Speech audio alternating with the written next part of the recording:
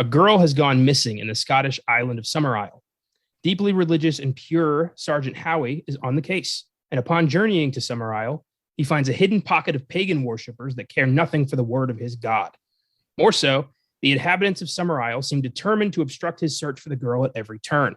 Something is amiss, and Sergeant Howie will soon learn the true reason he was summoned here in the 1973 folk horror masterpiece, The Wicker Man. I'm Connor Eyzaguirre. I'm Caleb J. Oh God! Oh Jesus Christ! And I'm Josh Allred. And this is Filmgazm.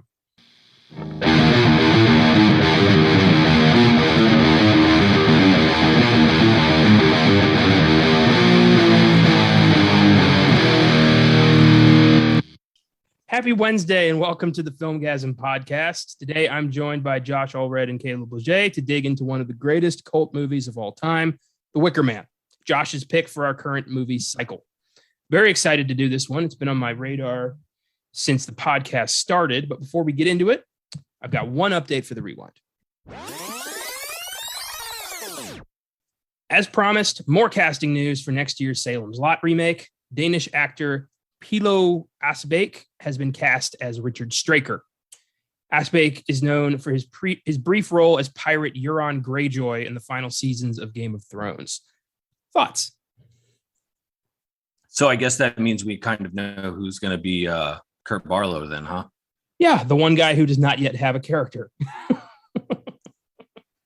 And I'm okay with that. I think Sadler's a very interesting choice if it ends up being him. Yeah, I don't have Asbæk. I think is a decent actor. I thought the character of Euron Greyjoy was fucking horrendous, but not his fault. So yeah, the casting of this, I liked him in Overlord as I think he was a bad guy, right? In Overlord. I don't remember Overlord. I saw that one time and thought this could have been better. I remember liking the movie and liking him, but I mean, I'm liking the cast so far. I'm excited for this new take on Salem's Lot. Well, yeah, he's stepping into the shoes of James Mason, and who played Straker in the remake in 2004, the miniseries. Anybody remember? I saw it when it came out as a kid, and I don't remember. I know Rutger idea. Hauer is I've never Barlow. watched it. How have I not seen it if Rutger Hauer is fucking Barlow? Holy shit. All right. Well, apparently he's fucking terrible at it. I've heard really bad things about this, but I don't know. So yeah, Pilo Asbæk is Straker, and it's a good, safe bet that William Sadler's going to play Barlow. So I look forward to talking about this next year. So, Josh, why did you choose The Wicker Man? So I like to bring different things to the podcast. I like to kind of inject my personality. That's why I've, came swinging out of the gates with The Toxic Avenger and a lot of the more absurd parts of my love of genre.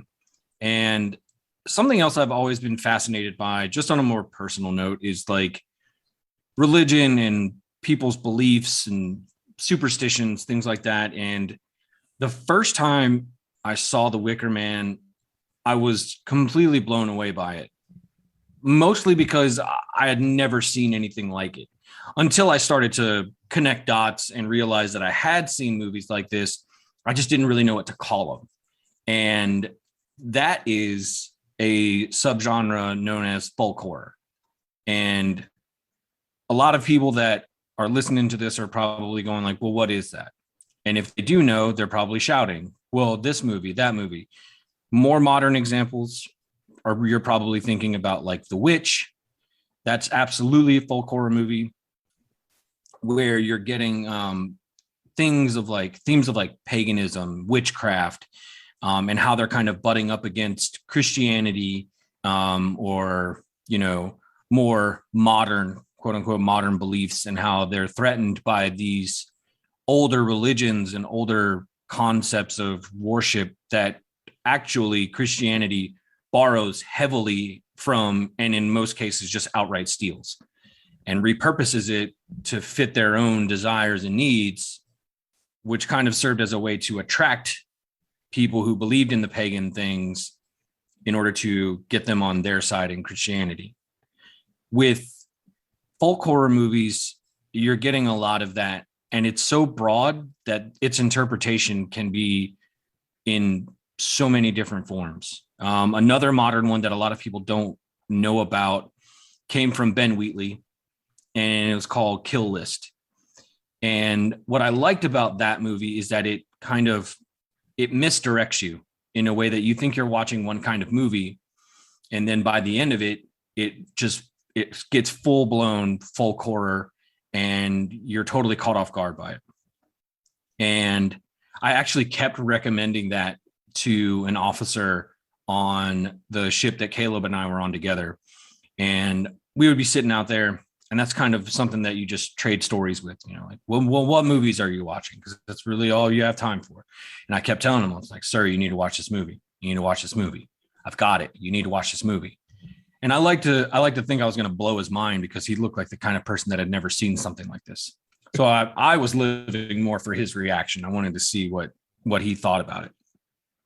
And in a more popular example, Ari Aster's Midsummer, that it was his interpretation of the Wicker Man, and it's okay on its own, but when you're riding in the wake of the Wicker Man, it's not as impactful for me as the Wicker Man was when I first watched it. And I think I even made a snide comment one time when somebody was talking about, oh, have you seen Midsummer? Like, no, I probably liked it better when it was called The Wicker Man. And that was before I had even seen it. I'd only seen a trailer or two, and I was like, I know exactly where this movie's going. And after watching it, it was all right. But yeah, I saw Midsummer the day it came out. I remember Austin and I and a couple of his friends went to see it, and I had already had a bad day.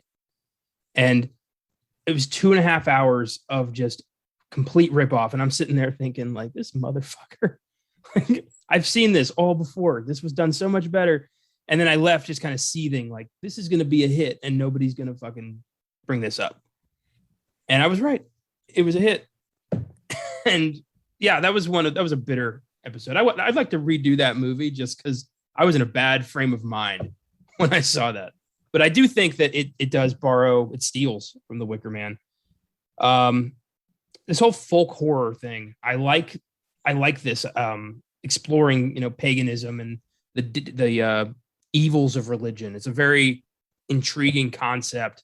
I recently, on Caleb's recommendation, watched The Ritual on Netflix, which is very much a exploration of old, like, druid beliefs and the power they have. It's awesome. That stuff is so intriguing, and it is endlessly, there's so many possibilities for this, and they've been doing it since the 70s and even before then. But do you think the Wicker Man is kind of like the poster child for this genre? Yeah, absolutely. It's the one that gets cited the most. In the case of folk horror, they have what is known as the unholy trinity, and that is the Wicker Man, Blood on Satan's Claw, and Witchfinder General. Those three are seen as being emblematic of what folk horror is. And on their own, they're very different films, but they also hit a lot of the same notes. In the majority of folk horror films, because like I said, it can be interpreted very broadly, which I think is quite interesting, because when you have this framework that is very loose, you are allowing the people that want to work within it be as creative as they can be. And with Witchfinder General, that was almost a straight historical movie. And it's one of Vincent Price's most serious roles. And at the time, he was very much at odds with the director on what direction they were going. He kept telling Vincent to, like, tone it down, to not get so campy. And Vincent Price was getting kind of upset because he wasn't sure what they were trying to do. And only after he saw the finished film did he finally understand what the director was trying to do. And he actually came back and said, I apologize. I had no idea. And the director director, I'm trying to think of his name right now. He actually sadly passed away shortly after that movie was made. And only after that did Vincent Price actually see what the director was trying to do.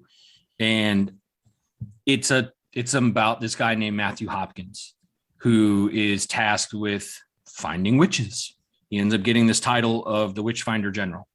And he's relishing in this because he has like absolute power in this town. And he can do whatever he wants to whomever he wants. And he does. And it's an extremely just upsetting movie. There's just so much that goes on. And you're shaking your head. So you've seen it? Yeah. I watched Witchfinder General when Austin and I did our Vincent Price episode on the Filmgazm podcast. That was one of the films we watched. And it was by far one of my favorites. That was such a dark and unsettling movie because of how real it was. I was very impressed with that movie. Yeah. So the director's name is Michael Reeves, and I knew his first name was Michael. I just wasn't sure of his last name. But yeah. So he and Michael Reeves got into they were just in disagreement about how Vincent should be playing it. And to his credit, Vincent Price's credit, he took the direction that the director was giving him, and he did it. And I had seen that at a time where I was watching like Dr. Phibes and a lot of these more like campier Vincent Price hamming it up kind of roles, Theater of Blood, Madhouse. And so by the time I watched that, I was like, holy shit, like Vincent Price can play evil and play it like straight. And he was very, very scary.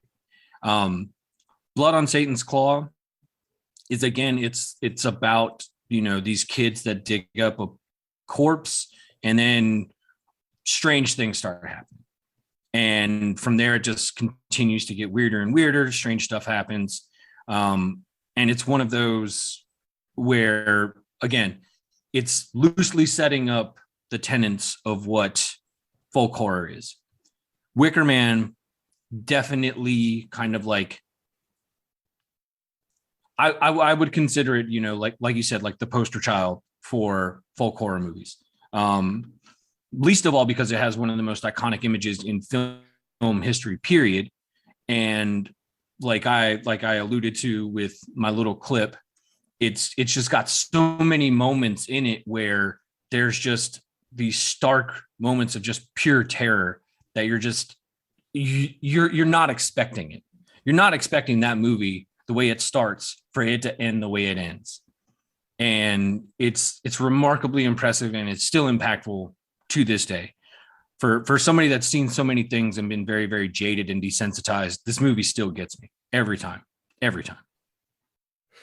Yeah, that's understandable. Caleb, what are your thoughts on folk horror? Is there anything you've gotten to kind of check out in that realm? I'm probably going to be off the three of us, the greenest on this one. I can admit that I'm like damn near a virgin when it comes to folk horror. Most of it's been newer stuff like The Witch, which I really liked. Midsommar, which I'm in the same boat. I thought it was okay. And I hadn't seen The Wicker Man for that, so I didn't realize any ripping off at the time. I just remember being like really bored for 2.5 hours. But going back and seeing this one, because this was actually my first time ever seeing The Wicker Man. It's one of those I heard about all my life. I'm gonna say it. Here's the hot take. I've seen the Cage remake before I saw this one. I'm not surprised. I was waiting for Josh's comment. But when I saw this one on schedule, I was like, okay, I want to be on this episode because I finally want to watch this movie because I've heard about The Wicker Man. I'm super aware of its influence. I do like the few folk horror I've seen and what folk horror is. I'm really into, and I like the idea of it, especially that idea of what you were touching on with old school, almost like religion with Catholicism, stuff like that, versus paganism. Kind of clashing is always interesting to me. And I agree. I think this movie, I see why. I can definitely see why it's become a classic. I see why it's become the poster child for this subgenre. It just does everything so well. If I have time, I'm definitely going to be doing my best to see Witchfinder General soon while it's on Shudder, because I have got to see that. So I'm super interested in that. I'll see what Blood on Satan's Claws. Is that the title? I don't. Yes. Okay, I'll try to find that one. I'm sure it's on the site somewhere. I'm just forgetting where. Tubi. And check Tubi. Okay, Yeah. sweet. And I'll check that out and definitely start going down this fun-filled rabbit hole. Nice. I completely forgot. I think you told me this was your first time with the Wicker Man, and I just completely forgot. That's awesome. Yeah, so I hopped on the episode. I was like, well, this is a good time as ever to finally watch this movie. Right on. Yeah, this was my. So yeah, I was gonna say, I'll interject on you guys. One of the boutique labels, Severin, is actually putting out a box set of folk horror movies, and I actually picked it up. The highlight of it though is a documentary about folk horror, and that I think would be really good to pick up in general, mostly because you get a really good sense of what folk horror is, and you get a lot of other examples from other countries. The title of it is Woodlands Dark and Days Bewitched, and it just gives you kind of like a history of folk horror. The box set is insane. It's got, I think, something like 20 movies, features and shorts. So you're getting a really good sampling of folk horror and stuff that came out way before, even before like Witchfinder General, which I think is the oldest of the three, because that came out in 68. And there are some that are before that predated. I mean, there's like silent movies like Haxton. That's a folk horror movie. I've heard of that. Again, you've probably seen a lot more folk horror than you think you have, Caleb. It's just you didn't have the context for it. So, and I was while you had a date with Rambo and disappeared on us for a second. I was telling Connor that I just recently watched Pumpkinhead again, and Pumpkinhead, straight up folk horror movie. Children of the Corn, folk horror movie. Oh, I have So- seen Children. Yeah. A lot of movies that kind of have this, so things where like a community is isolated, very old religions, sacrifices, that kind of thing, where, and Pumpkinhead is a different example, but where basically like people are the evil, not a monster or, you know, a supernatural slasher, things like that. Basically where men are the ones that do the evil. That is broad strokes what folk horror is. So as I said earlier, it's a big umbrella to put movies under. At the same time, how that's interpreted by different people in different places around the world. There's a Japanese movie called Onibaba. That is a folk horror movie. So if you've seen that or you know of it, you are watching a folk horror movie. So again, having some kind of context for it, you've probably seen more than you think. Okay. Well, you know, and when you were talking about like about a lot of that stuff with folk horror, like a lot of the descriptions and what it is, it actually reminded me of the show. I just finished it today. Midnight Mass, Mike Flanagan's newest show on Netflix. Mm-hmm. And it had so much of what you described in that show of folk horror elements. It's an isolated community on this island, weird shit's going on, religion plays a huge part of it. Like a lot of elements are in that show. I've heard good things about that. Mike Flanagan's a goddamn genius. Highly, when you guys have time, highly recommend. Fantastic fucking show. I keep thinking about this X-Files episode from season 8. It was called Roadrunners. You remember that one? It was this small town that traps Scully and are gonna like feed her to this like slug god they worship. Oh, yeah. And they Yeah. stitch it under her skin, and Doggett shows up and she's like, "Get it out of me!" And it's like, I think that falls under the umbrella. I think, you know, Absolutely. Yeah. Cool. So I've been kind of seeing these things forever because I've been watching the X-Files since I was like 12. And cool. I love influences.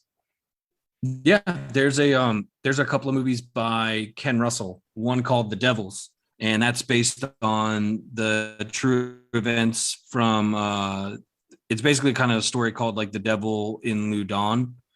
And look that shit up. That's a fucking crazy ass story in and of itself, and it's all true.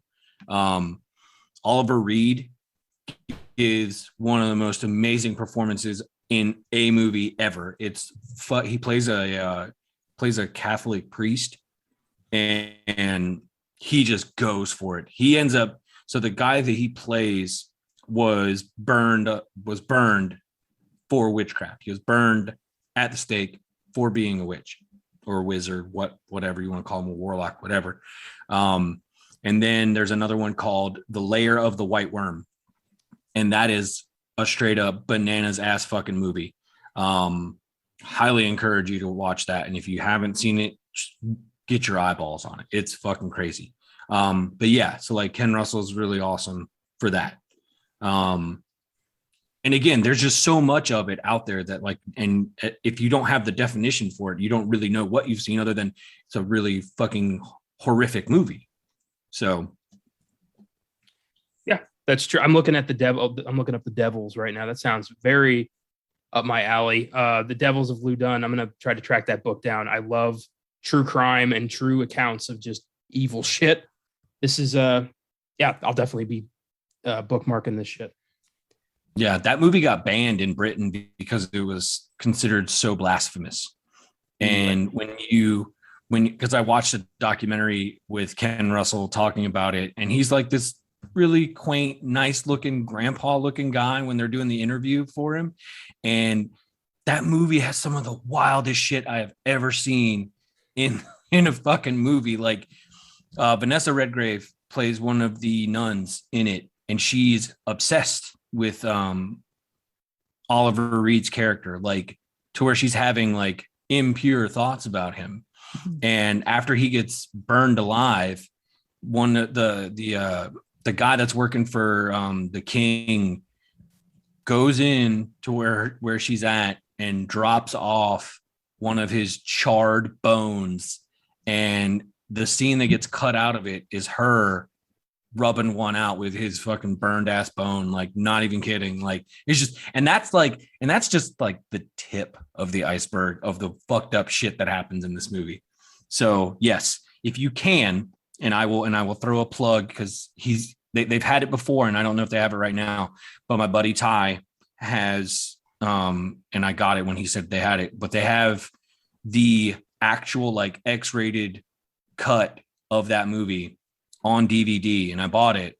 It's worth it. So orbitdvd.com. If you look it up, look for The Devils and look for the X-rated cut, it's worth it.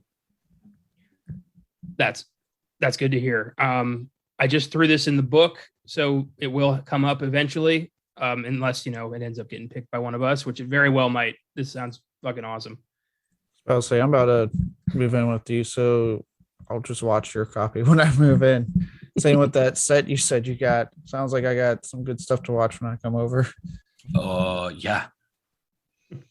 Very nice. So glad we got a little crash course in folk horror there. Definitely a subgenre worth talking about, worth going back to. Yeah, very good stuff. The Wicker Man was loosely based on the novel Ritual by David Pinner, first published in 1967. You guys ever get a chance to read this book? No, it's extremely hard to find. And if you do find it, you're paying out the ass for it.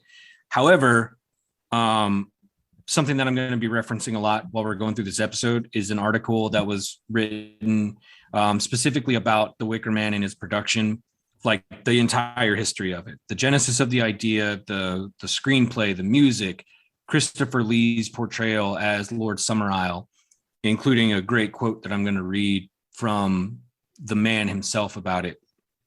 It just goes through everything. Literally, the events in the book, and I don't really know much about the book. It's extremely loose. Like it could almost be just like in name only did they reference that book, because a lot of the ideas that they had were from Robin Hardy and from I think his name's Paul Schaefer, I want to say. Hold on. Yeah, I think so. Correct me if I'm wrong. Anthony Schaefer. Anthony Schaefer, yes. Paul He's got a Schaefer's twin the brother. weird dude from Late Show. Yeah. Ha ha! That fucking asshole. But yeah, so Anthony Schaefer, they kind of collaborated on the idea for what the Wicker Man was going to be about. And a lot of it came from Anthony Schaefer himself, who said that he wanted to kind of package a mystery. Fun fact, Anthony Schaefer also wrote the script for one of Alfred Hitchcock's more savage movies, Frenzy. Oh. So think about that. I didn't even realize that until I was going through this. I was like, holy shit, he wrote Frenzy? Well, fuck. Okay. So they collaborated a lot on that, and they had taken a lot of examples from things that they had seen, stuff and some research that they had done on like just ancient religions and pagan rituals and things like that.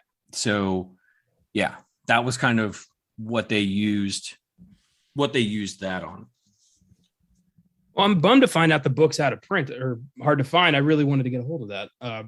But it was a good jumping off point. And, you know, they did kind of piece together a pagan narrative from ideas they had outside of that. I know the Wicker Man himself or itself came from some weird imagery they discovered, and it fits. I didn't know its origins could be traced back to a novel. But that's cool. Just keep checking Half Price Books, man. That seems to be the place to find books you can't find anywhere else. I am constantly looking. I get lucky sometimes. I'll put it on the list. The movie was directed by Robin Hardy, who only directed two other movies, 1986's The Fantasist and 2011's The Wicker Tree, a spiritual sequel to The Wicker Man. Hardy died in 2016 at 86 years old. And I wonder why, you know, I mean, initially this wasn't a huge financial success, but eventually this, you know, the cult fervor, I'm surprised it never led him to, you know, have kind of a resurgence. Like he never did anything else. I think some of that had to do with the fact that the company that helped fund the movie, British Lion, they were like getting passed around a lot. Like you kept getting bought out, and this film, a lot of people tried to bury this film. They didn't want it to come out. I think one of the producers for it was just like, there's no way that there's no way. So much so that the other footage that had been cut out that was supposed to be like actually like Robin Hardy's actual like quote unquote director's cut of it, lost. Nobody knows where it's at, if it's even been there's rumors that it was burned and just destroyed completely. The Blu-ray that's out right now is called the final print or the final cut or something like that. Yeah. So it's like the most complete version of the film that may ever exist, unless somebody's got it hiding around somewhere. That's the one I watched, the final print. That's fucking, you know, God forbid you blaspheme. It's fucking ridiculous, man. So much gets lost because of these, you know, ancient barbaric, you know, commandments that people just devote their entire existence to, and they try their hardest to destroy anything that threatens that worldview. It's disgusting. We lose so much art because of this bullshit. But old barbaric views, and then as we're seeing today, a lot of political stuff bleeding into those religious views happening big time. Yeah, and because of that, you know, we lose director's cuts of The Wicker Man, which I hope one day, you know, some work print copy or some shit is discovered in a barn in fucking Sheffield somewhere. Some random dude who's like the PA has it just under the mattress of his couch for no reason. It happens. They keep finding, you know, like especially I'm a big Doctor Who fan, and there's like 100 episodes of like 60s, 70s Doctor Who that is just lost to time because the BBC kept taping over the old episodes because they never thought to save any of this stuff. So occasionally some guy who worked at BBC in the 70s will have like a, you know, old tape that still has a lost Doctor Who, and they'll be able to restore it. And apparently BBC gives anybody who finds an old Doctor Who a full-size Dalek, which is pretty cool. But yeah, just it's weird that, you know, back then nobody thought to preserve this stuff. I mean, human beings are we're very short-sighted. You know, we don't think too far into the future. So it's not like anyone saw the 80s coming with the boom of the home video market that happened and being able to keep movies around forever. It's just like, well, they're going to watch it. It's going to leave theaters and it's gone forever. You know what I mean? Like, isn't that crazy? Back in the day, like if you went to see Casablanca, you saw it at the movies and then it just disappeared from your life. You never saw it again. yeah, That's crazy to me, man. Like, I could never function back then. Like I need immediate access to every movie ever made, or I'm not going to be able to go through my day to day. or have sneak preview be how it is sometimes. Yeah, that's if we still had to deal with, you know, one time at the movies and gone forever, I don't know how we'd do the sneak preview. We'd forget things and never be able to find out if we were right or wrong, or some character's name that's escaped us. It's just gone. I don't like that. Lost in the sands of time. Yeah. Edward Woodward stars as Sergeant Howie. Woodward was known for his role as Robert McCall on the TV series The Equalizer, which he got because of this movie. Some American producer's wife saw The Wicker Man and thought he'd be good as the Equalizer. He was also the lead role on the 70s TV series Callan, which is what got him The Wicker Man. He also played Tom Weaver, head of the Neighborhood Watch in 2007's Hot Fuzz, which I always loved because in that one, he's part of the crazy cult. One of my all-time favorite lines in movie history. If we don't come down hard on these clowns, we're going to be up to our balls in jugglers. Thank you, Edward Woodward. He died in 2009 at 79 years old from pneumonia. And he is so good in this. I can't picture anyone else playing the Puritan, you know, devout, virginal Sergeant Howie, God's crusader of England. Because no one else can. And when they tried it, we saw how that ended up. Save that for the other show. But yeah, you know, it's funny because watching it and like my own upbringing, it's kind of like scary for me in a way because I'm watching this like really devout dude that's just like, I won't have sex before marriage, and that's just so ungodly. How dare you teach them this in school? And it's like, oh my God, dude, like get with the times. It's okay. It's okay to have some fun, man. I know. You take the human sacrifice out. Who's the real bad guy of this movie? Well, that's the thing. That's one of the things about this movie that the more you watch it, you find yourself taking a different stance. Yeah. So like the first time I watched it, I was really just soaking in everything that was playing out in front of me. And I was kind of with Sergeant Howie in that you're getting introduced to this distinctly odd world, you know, Summer Isle and the people that live there, the things that they do, all of it is just so foreign because it's so far removed from quote unquote civilization and how they live their lives when you get down to it. And it's even put so succinctly by Lord Summer Isle when he and Howie first meet and he's talking about how he had seen these girls frolicking naked and jumping over a fire. And he's like, well, do you expect them to jump over a fire with clothes? Like, you know, just that practicality of what he's saying is like, why would you want them to wear clothes and jump over fire? That's stupid. And Howie is completely baffled by it. He's so upset by seeing a naked girl than he is to just think about how dumb it would be if they were in clothes trying to jump over a fire. Like they'd fucking burn alive. Like, what the hell is your problem? Like, that's stupid. And the more you watch it, the more you start to understand that Howie is like the intruder there.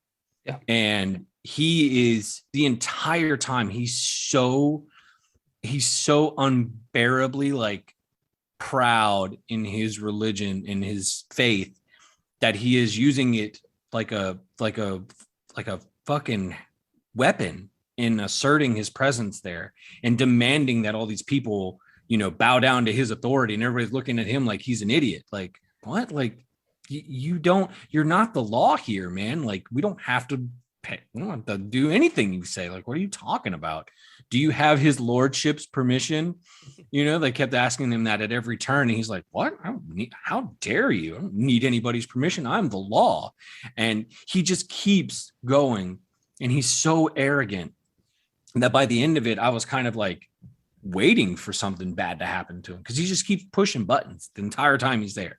Just pushing buttons. And he's given every chance. They keep telling him, you should probably leave soon. You don't want to be here on this day. This is not for you. You should go home. Doesn't care. He's there to find the truth. Boy, does he get it. I love how this film is bookended by Howie's religion and their religion. It opens with Howie in a Catholic church receiving the sacrament, and it ends with him burning alive as part of a pagan ritual. And it makes you think, like, objectively, both religions are completely insane. If you know nothing about either of these worlds and you were introduced to both of them at the same time, which one's going to seem crazier? And it kind of plays with that a little. To them, the idea of Jesus Christ and resurrection is laughable. And they tell him that all the time. And he just looks at them like, how dare you? Like, you don't have Jesus in your life. How are you functioning? And they're like, we're functioning just fine. Like, how are you functioning without like love and life? It's actually quite smart. It's really cool how they do that, especially in 73. Like, the shit that, like, you didn't talk about that shit, especially in England. How crazy God was. The whole concept of religion just being nuts, and I love that. I know I put it on my notes. I point out, like, because it came out in 73, it's almost timely with like the counterculture movement and the sexual revolution happening at the time, and when people were really starting to question, the younger generation was really starting to question religion a lot more than they had in the past versus the more traditional parents. And you can really see the parallels in the movie. I don't know if it was, I doubt it was intentional, but it's something like I picked up on just kind of watching it. That I really noticed that. And also, like, talking about like what you said with religion, it does such a good job showing you, like, for people that are religious, there's a fine line, right? You have those who are perfectly sane people. It's just a part of their lives. They don't really bother anyone. They do their thing and they're fine. Yeah. But then you have those people that just, they take it that one step further to the point that it's like, even if, let's say, yours in your eyes is better, because you're going so far with it, it's ultimately becoming the same. You're ultimately just as crazy as the other nutbag in that religion. Yeah. At what point does a religion become a cult? At what point does it become extremism? And you could argue Howie is approaching that fervor. There's a lot to unpack with this movie. A lot of different avenues you can take, a lot of ins, a lot of outs, a lot of what have yous, as the dude would say. Yeah, for sure. Fascinating stuff. Sir Christopher Lee plays Lord Summerisle, head of the cult. Lee is one of the most respected and iconic actors of all time, with a career spanning 8 decades. His cousin Ian Fleming used him as part of the basis for the character of James Bond, which is pretty fucking amazing. He was a legit MI6 agent who did assassinations for the crown during World War II. Yeah. There's a scene in Lord of the Rings, Return of the King, Saruman's death. This kind of famous story, but I'm going to tell it anyway. Saruman gets stabbed in the back, and Peter Jackson told Christopher Lee to like scream and do this. And Lee told Jackson, Mr. Director, I know what a man sounds like when he is stabbed in the back. And what he does is that, a kind of gasp of air. And Lee said, like, yeah, that's what it sounds like when you stab a man in the back. I fucking love that. It's awesome. There's very few, like, to me, like, true badasses of like cinema. Like, they just had that kind of reputation on them. Christopher Lee and like Sean Connery are always the first two that come to mind. Like, they're just dudes that, like, they're great fucking actors, iconic, but do not fuck with them.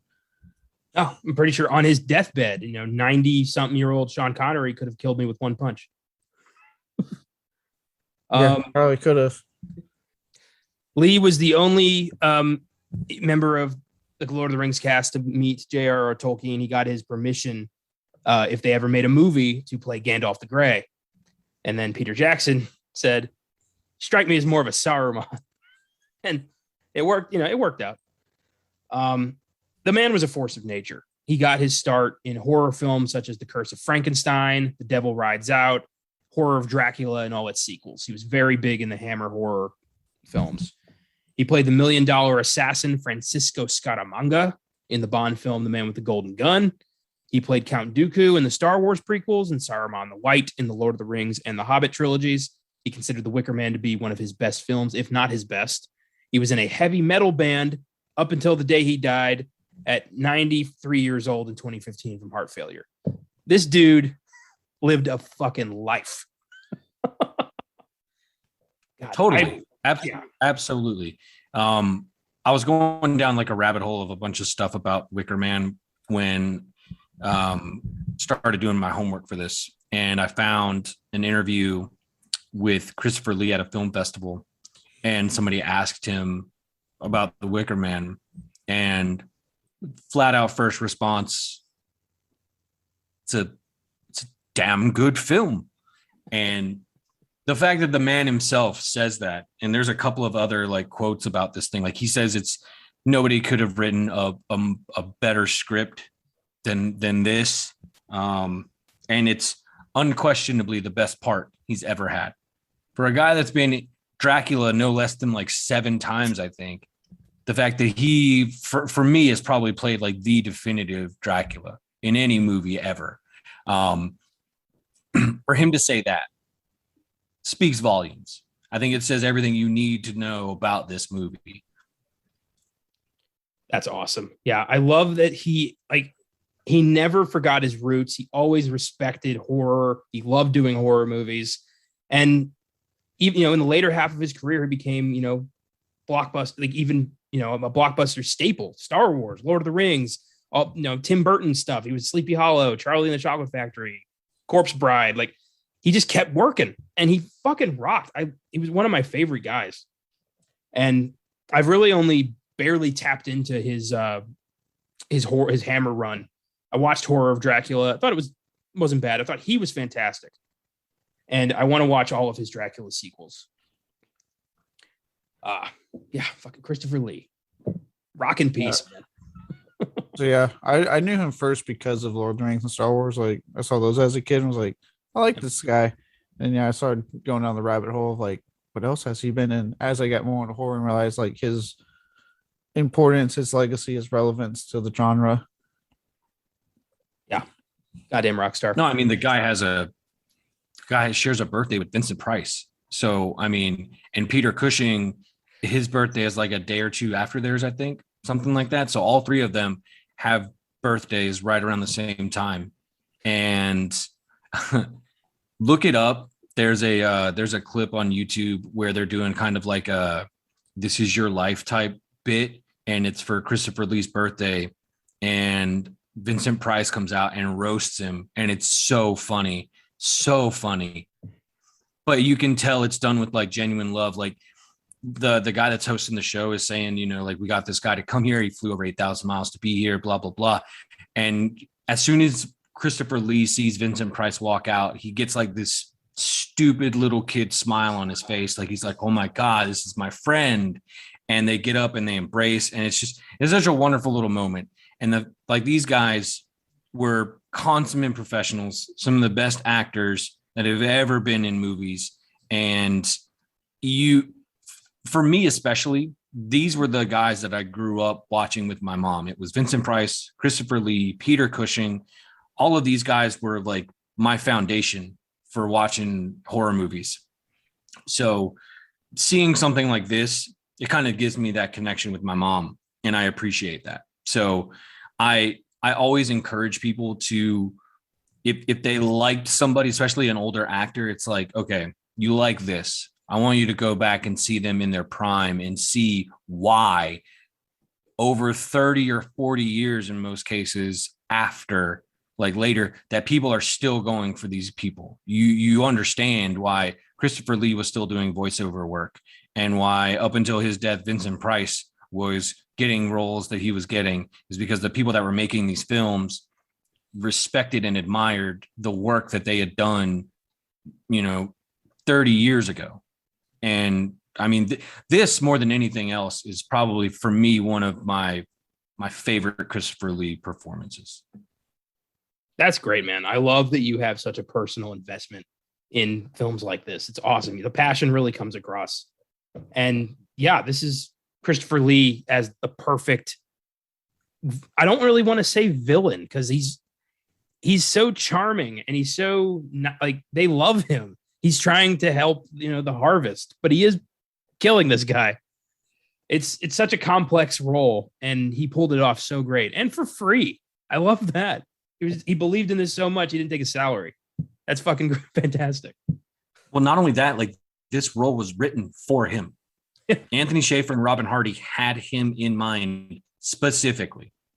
And when they envisioned Lord Summerisle, it was Christopher Lee. So I'll go ahead and I'll read this. This is a straight quote from Christopher Lee talking about his character of Lord Summerisle. And he says, "The character appealed to me because it was so well written. And I know that Tony had me in mind when he wrote it. He knows me and my career. You can say that Summerisle is an amalgam of many roles I have played on screen. Figures of power, of mystery, of authority, of presence. There's quite a lot of my natural delivery in the way Summerisle's dialogue was written. My delivery of the lines in the film is exactly how I speak. In fact, the three of us, Tony, Robin, and I, are apt to talk in similar ways.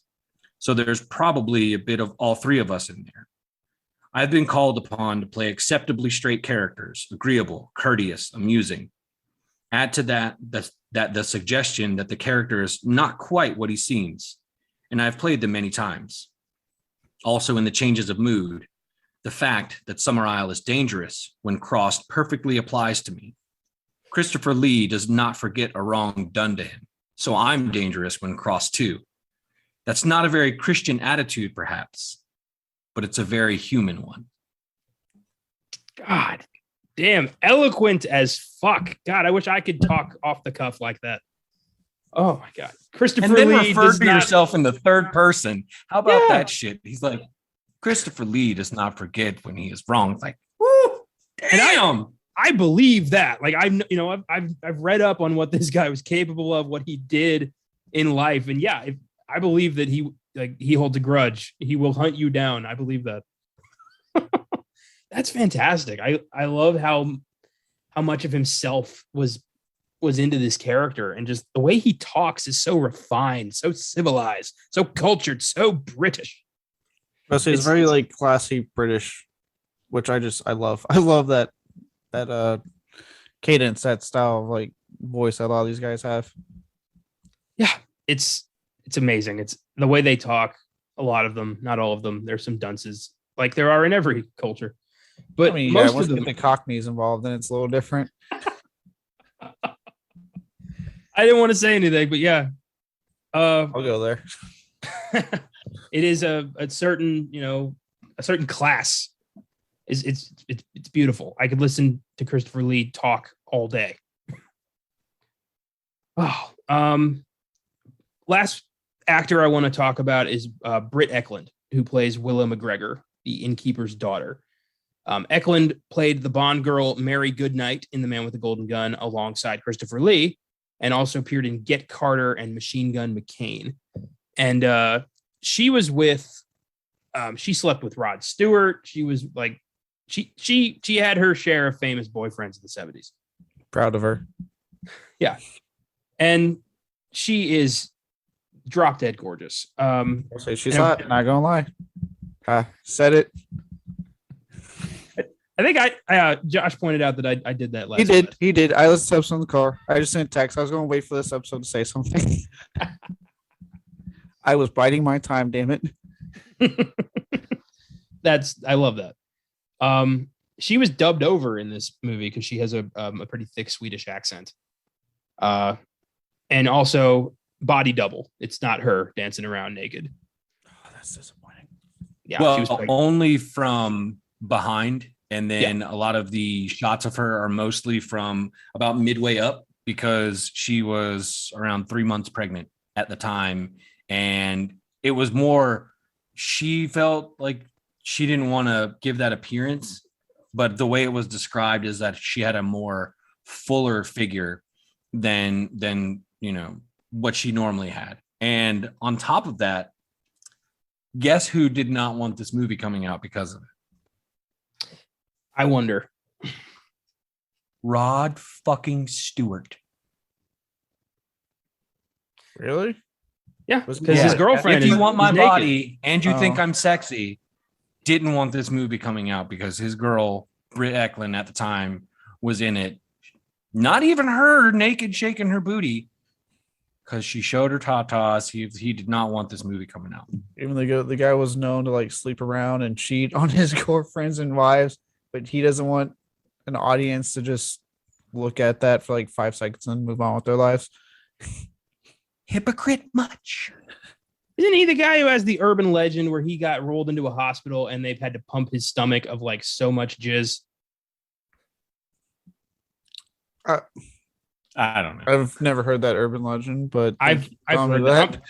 I'm gonna look that up before I have to cut that out because I'm fairly certain that Well, that I happened. do know there's a great joke in a Tenacious D short called Rockstar Sperm, where they decide to sell their sperm like at a fucking lemonade stand on the side of on the fucking corner, and this old busted ass roadie looking dude comes walking by and he's like, "Oh, cool," and he he buys the little cup of jizz from him. And he was like, "Oh," it's like, so what are you gonna do? He's like, "Oh," he like downs it, and the guys are like, "What the fuck?" And he goes, "Oh, it's real good. Helps coat your throat so you can sing real good, like Rod Stewart." So maybe there is some truth to your urban legend. I don't know, but Tenacious D were definitely pulling from that well in some regard. So I it's found the story. fucking hilarious. It's an urban legend. Rod Stewart's addressed it since the 80s. The rumor is that he was wheeled into a hospital. They pumped his stomach after he allegedly blew a bunch of sailors, and they had to pump his stomach of the result. Of course, he says it's made up. Who would own up to something like that? His reaction, know. he told Katie David Couric, Bowie. quote, "I'm as heterosexual as they come." Anyone who says that is not. Look, I don't believe that. I forgot what the fuck I was watching, but it was talking about like the whole like, David Bowie's wife found him and Mick Jagger in bed one morning after a party, and one of the rock stars was talking about like, "Man, you do cocaine, you fuck any hole that comes your way. You don't know if it's male or female." And I'm like, yep, that kind of confirms that. I think some of our favorite rock stars, guys, back in the day, if they were drugged up enough, they fuck some dudes. They just don't want to admit it. Why not fucking own it? It's, as Kirk Lazarus once said, everyone's gay once in a while. It's Hollywood. Oh, yeah. God, all right. Well, anyway, I don't like that Rod Stewart tried to get this movie banned because his girlfriend was naked in it. So I'm going to continue to perpetuate the jizz myth. I don't like that, and the fact that he just won't admit that he blew 100 dudes. Like, Rod, I won't judge you for what you did a little bit. Guy's name's Rod. What do you expect? You can't. What you do with your mouth in your time, that's on you. Yeah, it was on him. It was in him all day. Yeah. All right. I think I'm done talking about Rod Stewart and jizz. Brit Eklund's hot. That's my point. She's And not gonna lie. There you go. Howie should have hit that. Yeah, Howie Brit- was. Oh God, I got mad when he's like, when she came in the room next to me. She's like, "I thought you'd come over." He's like, "No, I fiercely believe in waiting until you're married." I was like, "You're a dumbass." I would have been over there in a heartbeat. I'm not gonna say she would have been happy. Like, it'd be probably very mediocre, disappointing at best. But I would have done what needs to get done and then gone back to bed. Well, but I mean, even that whole scene, like he's struggling the entire time. And the way it's happening, it's almost like it kind of almost plays like she's casting some kind of spell on him because the music from the pub kind of carries up through to his room, and then with her doing her dance and like the way she's pounding on the wall, it's in rhythm with the music, and all of this is just working him over, and he doesn't have any kind of frame of reference for this kind of thing. So not only is he struggling with his own, his own human desires, which a lot of, the people here on this island have no qualms about, because they accept that they are human beings. They have these desires, and that's what they do. They act on them. It's not anything to be ashamed of. And he is very ashamed of that, because he feels like he has to do, he has to hold himself to this higher standard. Like that makes him a holier person. But the entire time he is so like, if this movie would have gone farther, it probably would have shown him like coming in his pants or some shit. I don't know. But like, that was how far it was going to go. And she was genuinely like surprised that it didn't work. And I think it's all in service to them steadily like testing him and seeing at what point is he going to cave in. And he never does, to his detriment. Yeah, if he just banged Brit Eklund, he'd still be alive. Yeah. For some reason, I just had that image from Step Brothers when Will Ferrell busts through the therapist door in his like fantasy sequence. I just had the image of the guy doing that, just giving into his desires, just busting that door. I'm like, I am here to plant my seed in you. Oh, great movie. Yeah, it's unfortunate, but it's a fairly memorable scene. Brit Eklund. And I'll go ahead and take this moment to insert a little tidbit of trivia for you, courtesy of my friend Ty. And he says this is the only time in a horror movie that not getting laid gets you killed. Yeah, I think that's true. Yeah, I never thought about that till you pointed that out. That's awesome. I love that. I say bring on the hedonism. Let's just do it. Yeah. If you're going to be a sacrifice anyway, enjoy those last few days. Might as well die with a smile on your face. That's all I got to say. Yeah, absolutely. God knows he didn't. Everyone else, though, smiles all around. It's so unnerving. No, he died without ever being able to know what the touch of a woman feels like. That's how he died. But at least he gets to go to heaven like a good Englishman, like a God-fearing Catholic. Yeah, but he's not Muslim, so it's not like 72 virgins waiting for him. I know, but the moral high ground belongs to him. God damn it. He's up there having tea with God and being super uptight about it.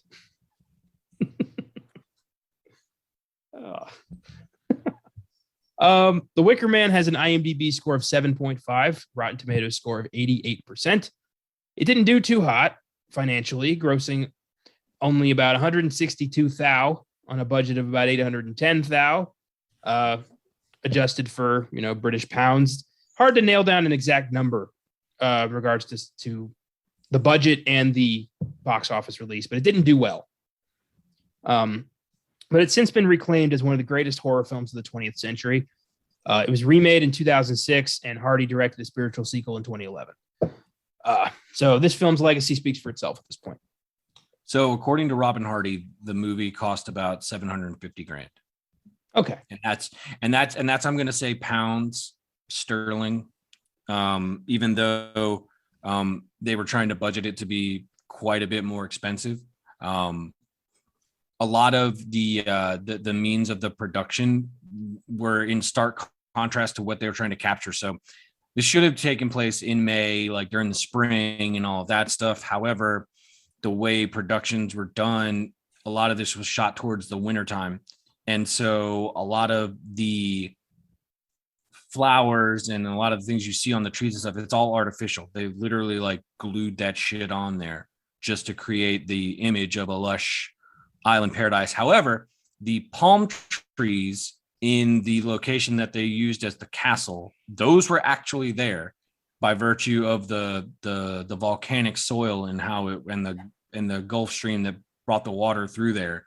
So that was an actual thing. Like, albeit it looks extremely strange to be in that part of the world, it's a naturally occurring phenomena. That's cool. I find it interesting that they, bothered to ship in, foliage, considering that the crops were supposed to have failed like the following year. This isn't it supposed to be kind of a barren place? Well, the apples, like that was what they were known for. And that region is actually known for its apples, even though it's like a complete anomaly that anything would even grow in that area. But they were known that that particular spot, or at least fictionally where it's supposed to happen, is supposed to be like known for its apples. So yeah, that was a true thing. We all got to make a trip to the Scottish Isle that they filmed this on and have an apple. I'd do it. I don't like to eat apples, but I would totally do that just to say I had one. Yeah, I would love to. Yeah, I'd love to check this place out. It looks beautiful. I mean, no one, there's no cult, but it is a nice place that we know of. No, so like the pieces of the Wicker Man, like where they burned that, they stuck around for a while. The stumps stuck around for a while. They don't exist anymore, but they were there for quite a while. That's awesome. So let's bring up some highlights, moments of this movie, things you like about it, things you don't like about it. Whoever wants the floor has it. I think what's really interesting about this is the way that the thing that Howie is trying to find, the like Rowan, is essentially a MacGuffin. Like it's not an actual thing that he's going to find, even though he does find her, but he doesn't find what he's looking for. He's expecting to find out why this girl has gone missing, and she was never missing to begin with. It's all like he is manipulated the entire time from the moment he steps foot on that island until we all know he doesn't leave, but by the end of it, it is revealed why and what happens. And I think it's just like the more I watch this movie, the more I start to just resent him and his character and what he represents. Because I think when I think of Sergeant Howie, I think of anybody who is so arrogant in their belief that they have a contempt and disdain for anyone who doesn't live the way that they live and sees them as less than and as stupid somehow. At the same time, everything is all based on a matter of perspective. To these people, he's an idiot and he is the strange one. And why are you here? Like, you don't belong here. You shouldn't be here. And instead, he's asserting himself as being the law.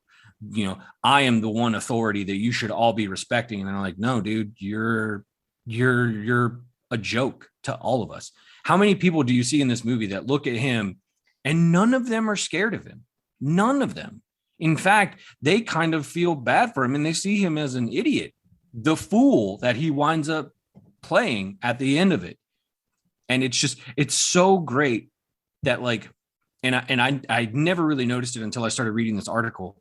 Like the only time he is not in his uniform, he is in his bed.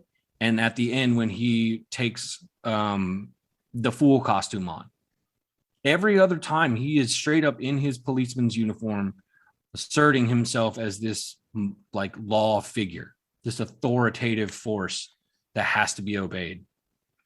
I just find that incredibly, like, for me, it's incredibly infuriating because I just hate, I don't want to say hate, it's a very strong word, but people like that just drive me up the wall. They get me so upset because it's just like, what makes you think that you're so right?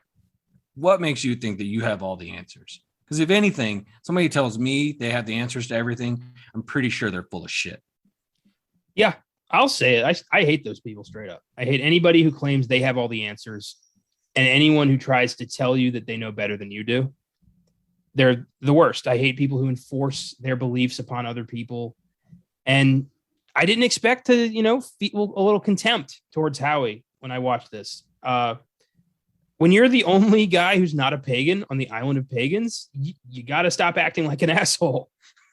It's no one is there is going to back you up. No one's going to help you. Everyone there wants to see you fail, like everybody there.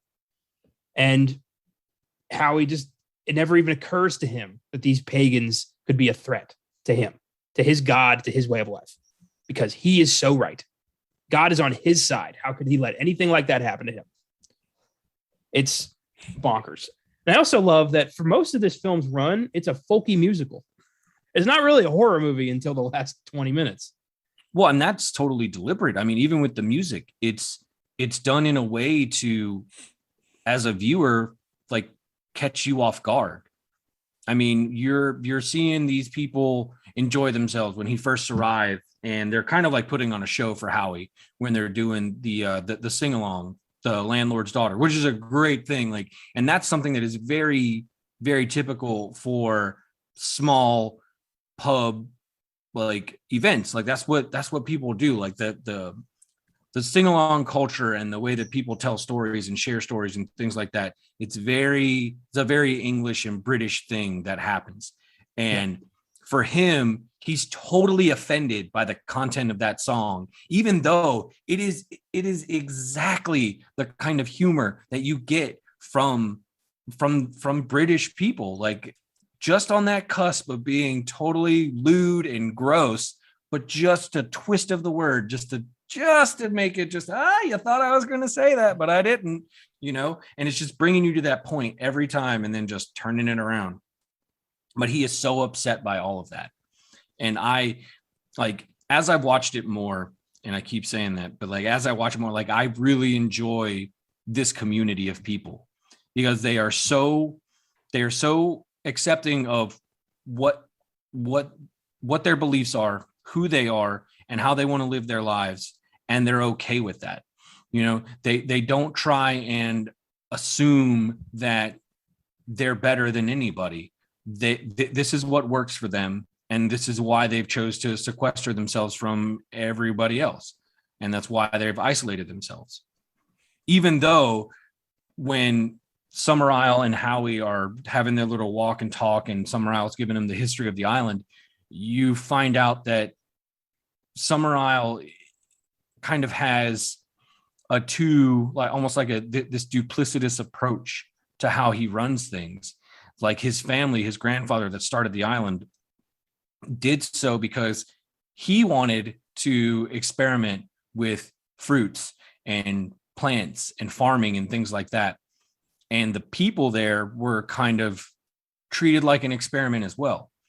And how he started to more or less create their reliance on these rituals and these beliefs that the old gods, as he said, were responsible for helping them, even though for his grandfather, he was seeing it completely in another context. And I thought that was a very interesting point. And I never noticed it for the longest time until I watched it recently. And I heard him say that. And the way he phrased it, he was almost like he didn't fully believe in the pagan side of things. He believed it in as much as it kept him in power. And it was his way of controlling people. And he would completely like throw himself into the ritual, because at the end of it, he's literally like dressed up in a terrible Cher wig and like painted up to look like some kind of lady. And he's dancing around, orchestrating this whole march to serve his own end, to make sure that Howie gets to where he wants him to and do the thing that he needs to have done, which is sacrifice him to make sure that their crops are going to be bountiful this year. Yeah, there's a lot of underhanded shit going on here, and it takes a couple viewings to really find it. The first time I watched this was on a very cheap DVD that didn't have subtitles. I watch everything with subtitles because odds are if I'm watching a movie, I'm probably eating chips as well. And I want to hear the dialogue. So when I watched it this time, it was a crisp, nice Blu-ray with subtitles, and I was getting all of this information that I didn't get the first time. And it's really cool. There's so much happening around this movie that is leading you in one direction, and then it just pulls the fucking rug out from under you, and now it's this movie. I love when that happens. I love when a movie can fuck you up like that. And The Wicker Man did it. And it has no Hollywood ending. It has no happy ending. It ends with the hero getting burned alive. That's while the entire community sings like the fucking Who's of Whoville, just with a big smile on their face. It's fantastic. Good stuff. Caleb, what do you take away from The Wicker Man? Josh has always kind of mentioned this to me, on the podcast for like movies I haven't seen, for all the fun shit he loves to give me when I always say like, I haven't seen that yet. Ultimately I watch it and he's like, you know what? At least you got here, whatever you say, that little quote. And, same here, I know I knew when I was going to be like, I haven't seen this yet, except for the podcast. I knew Josh was like, I was going to rile him up real quick. But, in a way, watching it now it was kind of interesting because, I've talked to you about some certain people in my family and their very recent beliefs, and I'll go a little more into what happened when we get done recording. But watching it and like what Josh was saying with the, I get infuriated so much with people like Josh that just they're so strong in their belief they can't fathom anyone believing anything different, because this is my belief and it's the right belief. That's the key. It's not a wrong belief anyway. It's the right one. It has to be the right one. And if you don't believe it, well, what the fuck's wrong with you? And those kind of people just get annoying me, that watching it now, I was able to really, like, without having those repeat viewings, go, I really don't like this Howie guy. Like, he's our main character, but he's getting on my fucking nerves. Because he inserts himself so much. He has such this, like, my view is right. Even though he's a stranger on this island, he has come into their territory. They haven't intruded on him. He's intruding on them. And so for me, it was like, yeah, I'm glad. And we talked about it on our own top 10, right? With the endings the film deserve. I'm glad, it did not get the Hollywood ending because this film deserved that ending. He intruded on their territory, and as long as they may be in what they're doing, they gave him warning. They said, hey, you might want to leave, buddy. You might want to get out of here. She gave him the option to sleep with her. Like, hey, fuck me and you're good. And he didn't. He literally had it was laid out to him, like, get out while you can. He didn't do it. He just kept insisting, and he got essentially his comeuppance. It is, it's weird, but he did. It's, we're supposed to be on his side, but he is arrogant and he's pig-headed and he's insistent. And honestly, if I was told, if I was in a position where I had to, spend an evening learning about Jesus Christ with Sergeant Howie or dancing around the fire with the pagans, I'm going to choose the pagans every single time. I would much rather hang out with them. Yeah, it's more fun. And even like little scenes, like, when he gets to the classroom, they talk about how, penises in classroom and what everything, the whole deriving and stuff. And he gets so offended. And it's like, in a way, this movie, I said, like, it worked really well when it came out. It's almost oddly timing now with everything going on with, people and all this crazy stuff and going on. But he gets so offended. He's like, I won't report it. It's like, well, again, you're a stranger and you weren't even invited to that classroom. So who are you to come in there and say what the curriculum can and cannot be? Yeah.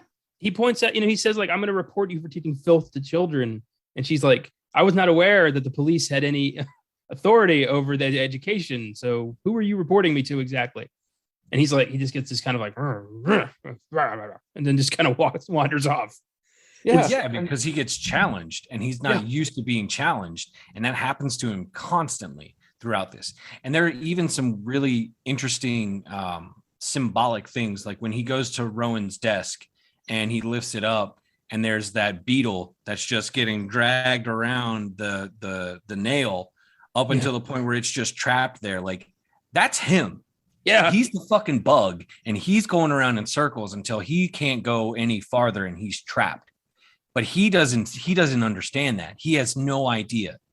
And that's like some of the genius of this movie is the fact that there is like so many little pieces of symbolism that happen in here. And they're very overt with other things, like when he digs up the supposed grave of Rowan and he finds that hair that's in there. And the teacher is like, I think that's a very beautiful example of transmutation. And for him, that's like a blasphemous thing. It's like, how can you say that's Rowan? Like, what is wrong with you? Like, how can you do that? And he just like so arrogantly and like just like a prick just throws that dead hair right on the floor right by Lord Summerisle and the teacher. And it's like, damn, dude, like you did. And Lord Summerisle gives no fucks about that thing. He just stands up there and he looks at him and is like, what are you doing, dude? Like, you need to get out of here. Just show him out, please. Goes back and starts singing his song. I'm just like, he's in total control the entire time. Howie has no idea. And the only time he realizes it is when Lord Summerisle tells him, you're right where I wanted you to be. You came here of your own free will. And so now I'm going to give you something that is befitting of people that believe in that have your beliefs. He's saying, when he says a martyr's death, the first time I saw that and he said that line, I was like, oh shit, this guy is fucked. And I mean, I played it at the beginning, and his only reaction to seeing what his fate is to continually call out for his savior the entire time. And him singing that hymn while he's burning was Woodward's idea. Really? Yep. That's one of my favorite moments I've ever seen in a horror movie, when he's just screaming out a hymn as the fire consumes him. Yep. Oh, that was his idea. And they let him go for it. And I think it is one of the most, it's sad, but it's also one of the most horrific things, because this is somebody who is so staunch in their beliefs, and that he is going to be vindicated in his death, that he has no idea what's going to happen, but he believes so completely that he is willing to just sing up until he's dead. And then when the movie just like they slowly like dissolve out to the Wicker Man just burning, and then it topples over and you see that sunset, and you're just like, oh, like you've just been dragged through something by the end of it that you weren't expecting, because the tone of that movie up until then is like, something's wrong with this. Something weird is going to happen. You just don't know what, and you don't know to who. And then when it's finally like the actual reveal happens, it totally just blows you away. And I think that's why almost 50 years later, so think about that, guys.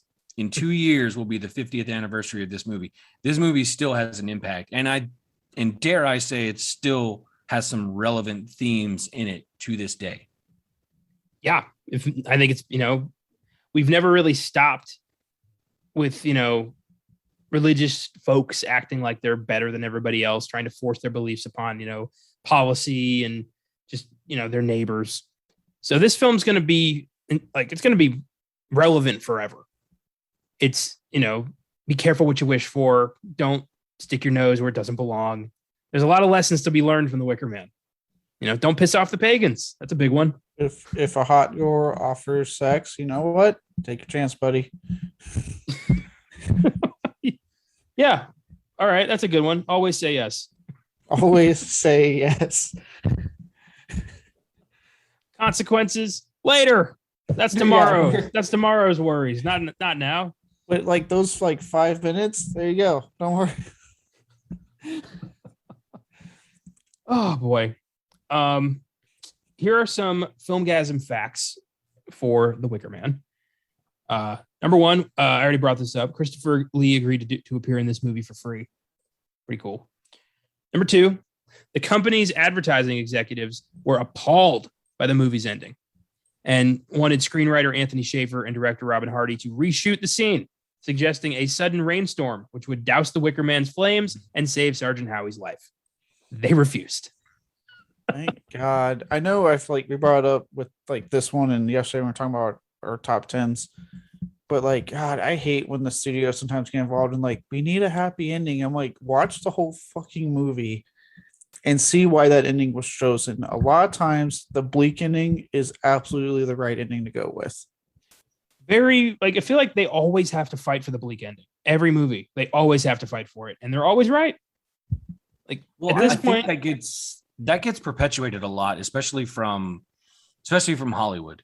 And that came about, I'm not exactly sure when, but a lot of, and I'm sure the Hays Code might have had some influence on it. Some of the things that somebody like Hitchcock fought against and tried to subvert too is like in a movie, if you see a male and a female character and they're prominent in it, the end result is going to be they're going to be together as a couple. Yeah. That whole myth is perpetuated, and the person you meet within the first 10 minutes of a film is going to be your protagonist, and they're going to win the movie against the evil blah blah blah. And it's so frustrating because that does not reflect real life. Even if you're trying to tell a story, like that doesn't always mean you're going to have a quality story. And for something like this, I think while it has a lot to say about Christianity as well as paganism and things like that, I don't think it's condemning Christianity or anything like that. I think if nothing more, it's commenting on it, but it's also commenting on the other side of things as well. Like I don't think this movie is necessarily picking a side. I think it's showing you both sides of the coin and just letting things play out to their conclusion. Whether or not you agree with it is completely different. But I think the film that we have now, unless something else comes out and we get a different cut of it, here's hoping. This is an incredibly effective movie as it stands. Yeah, I agree. And I do love that horror, I think more than any other genre, fucks with those expected tropes. And I like that. I like the creativity inherent in this genre. Great stuff. Well, it's like you said, horror is the most malleable genre. It really has the most playing room compared to other genres to just experiment and have a good time with it and see what works ultimately for the story. And I mean, some of the best horror works because they're story first, horror second. Yeah, very true. Number 3, on his off days, Edward Woodward was repeatedly asked if he wanted to go to the spot where the climax was to be shot to see the Wicker Man structure. He declined every time, preferring to see it for the first time when the scene was shot. So Woodward saw the structure for the first time as Howie was dragged over the top of the hill. Howie's iconic cry of, "Oh God, oh Jesus Christ," was half Howie, half Woodward. As the cameras were moved around to film the burning scene, Woodward asked director Robin Hardy if he was actually going to be put into the Wicker Man, which Hardy said, "Yep." As he was carried up to the steps to the structure's midsection by Ian Campbell, Woodward repeatedly told him, "Don't you drop me. Don't you dare drop me." Campbell laughingly reassuring he wouldn't. Then came the burning scene. Woodward repeatedly said that in his entire career, which spanned over 6 decades, he was never more scared than when he was inside the Wicker Man as it burned, telling British film critic Mark Kermode in an interview that his terror forced him to, quote, act his socks off. So fuck yeah. He wanted to. Oh, Jesus Christ! Oh, God! Oh, Jesus Christ! Yeah, that's his real reaction to seeing the Wicker Man for the first time, as it would be. Yeah, that's where you're going to burn alive. Commitment, acting. I love it. That's fantastic. I mean, it's such a terrifying thing to see, especially when you realize that you're not the only thing that's going to be in there either. Like you see animals at other spots in it, and you just got, the guest of honor spot right there in the middle, just waiting for you, pal. Oh, so twisted.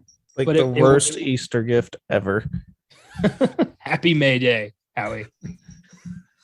Number 4, In 1989, screenwriter Anthony Schaefer wrote a 30-page script treatment titled The Loathsome Lampton Worm, which was going to be a direct sequel to this.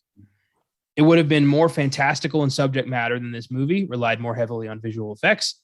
It continues immediately after the end of The Wicker Man. Sergeant Howie, whose first name is revealed to be Neil, is rescued from the Wicker Man by a group of police officers from the mainland who show up just in time. Already, I don't care for this. Howie sets out to bring Lord Summerisle and his pagan followers to justice, but becomes embroiled in a series of challenges which pit the old gods against his own Christian faith. The script culminates in a climactic battle between Howie and a fire-breathing dragon called the Lampton Worm. Ends with a suicidal Howie plunging to his death from a cliff while tied to two large eagles. I kind of want to see this movie. I'm not going to lie. Schaefer's sequel was never produced, but his treatment, complete with illustrations, was eventually published in the companion book Inside the Wicker Man. Director Robin Hardy was not asked to direct the sequel, never read the script. He did not like the idea of Howie surviving the sacrifice or the fact that the actors would have aged by 20 to 30 years between the two movies. In 2010, Hardy discussed The Loathsome Lampton Worm. Quote, I know Tony did write that, but I don't think anyone particularly liked it or it would have been made. On one hand, I agree with Hardy. Cheapening the sacrifice ruins the impact of the Wicker Man. But also to see Howie fight a dragon and fly away with eagles, worth it. Yeah, I must say, look, I've seen some crazy horror films that are just like you wonder how they got made or, you know, what went through the thought process. And that would have been one of them. And I kind of like, as much as I would have hated them taking away the Sunday from us, I kind of want to see that sequel. I want to see that ending. Yeah, I think they should do it and make it a sequel to the remake. Give it to Nicolas Cage. Yeah, just give it. What if somehow that one's actually good? Oh, God. Josh, what do you think of The Loathsome Lampton Worm? No, thanks. I think anything that takes away from this is just not worth it, in my opinion. Like, yeah, it's totally crazy, but I also don't see Howie as being like this brave, gallant warrior type. Like, he ultimately, in the face of true adversity, he crumbles. He crumbles. He doesn't even try to really fight back that much. Yeah. So I'm not buying it. I'm not buying it that he would, that he would, you know, all of a sudden find some strength to fight a fucking dragon. He would have just fucking pissed his pants and gotten burned alive. Like he should have. They would have erased that ending. Yeah.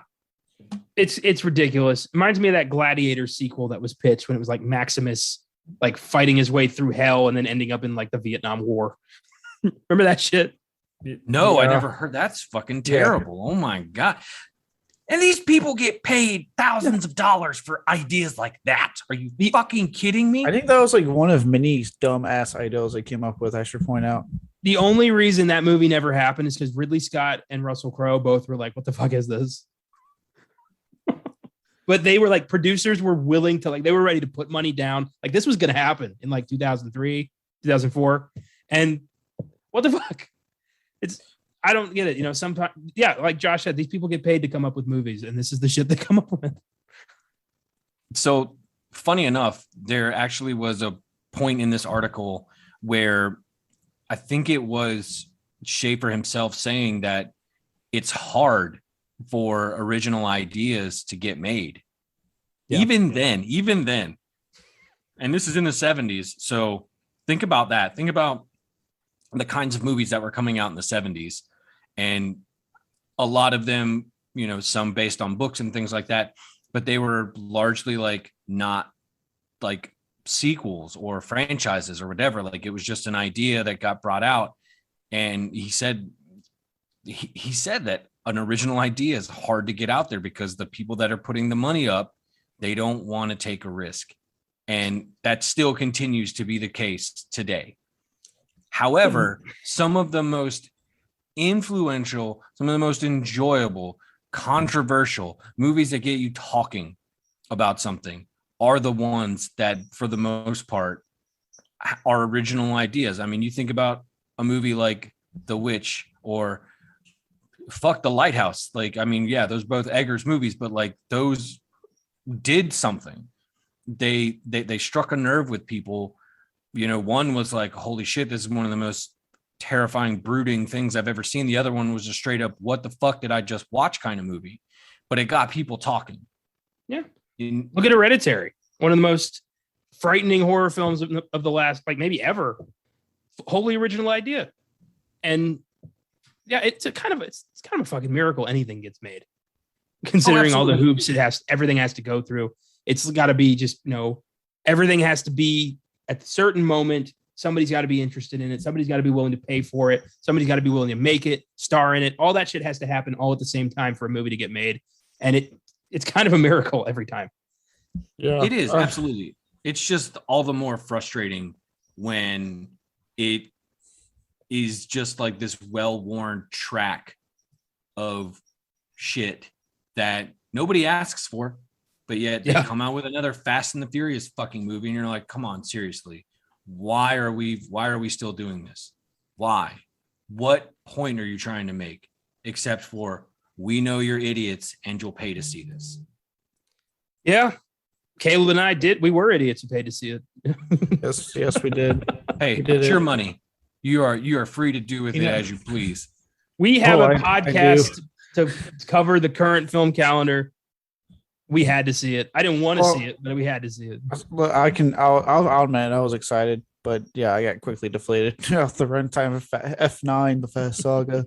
I kind of want to take Josh's comment that he just told us about like hard to get an original idea that from that guy set in the 70s. I almost want to send that to Antelic. That dumbass. The guy you don't even need it. You didn't even have to name drop him. Just anyone in general that thinks that they can be so jaded about stuff that's happening now when they have no desire to do the groundwork or do the legwork and figure out what's come before them. Those are the same people that are arrogant enough to think that they're original and that they have great ideas when they're totally unaware of the fact that a lot of this stuff that's going around, these same stories have been going around for hundreds of years. Chances are, buddy, you're not coming up with a completely original idea. Yeah, just saying. Like, we as human beings are not that creative. No, and like you said in your quote, back in the 70s, this guy was like, yeah, it's hard to get a studio to finance something original. That was in fucking 73. That's amazing. Fucking crazy. So I don't want to talk about it for a long time, but it does have to come up. The Wicker Man was remade in 2006 with Nicolas Cage and Ellen Burstyn. It's one of the worst remakes of all time. Everyone involved in the first one has distanced themselves from this as far as possible. I have seen it. It's a terrible movie. Moving on. I have seen it. We have another show coming out. It will be on that show, probably not immediately, because we already talked about this one, so I want some separation. Yeah, me too. Yeah. In 2011, Robin Hardy directed The Wicker Tree, which follows two young missionaries as they participate in a festival held in a small Scottish town. Shit goes south. Christopher Lee cameos. The film was critically annihilated. So, The Wicker Man stands on its own. You can't sequelize it. You can't remake it. It is what it is.